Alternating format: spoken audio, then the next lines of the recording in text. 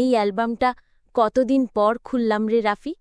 তোর ছোটবেলার সব ছবি এখানেই জমা আছে। দেখাও তো মা, আমি তো প্রায় ভুলেই গেছি ছোটবেলায় কেমন ছিলাম। এই ছবিটা মনে আছে?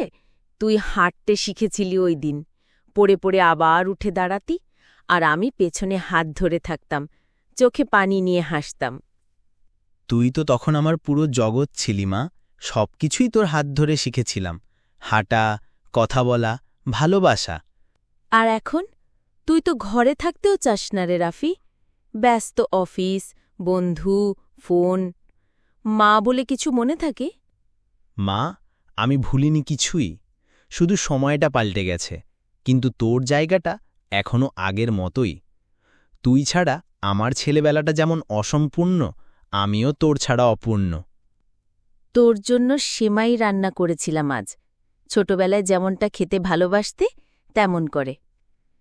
হে, তুই একটাবার বললেই ফিরে যাই ছোট্ট সেই উঠোনে, মা চল আজ সন্ধ্যায় একসাথে চা খাই, সেমাই খাই, আর তুই গল্প কর, ঠিক ছোটবেলার মতো। তুই পাশে থাকলেই আমার জীবনটা আবার নতুন হয় রে। তোর সেই শৈশব, আমার সেই মা হওয়া, সব আবার ফিরে পাই। এই পৃথিবীর সব কিছুর চেয়ে তুই অনেক বেশি মা। তুই থাকলে আমি আবার ছোট হয়ে যেতে চাই।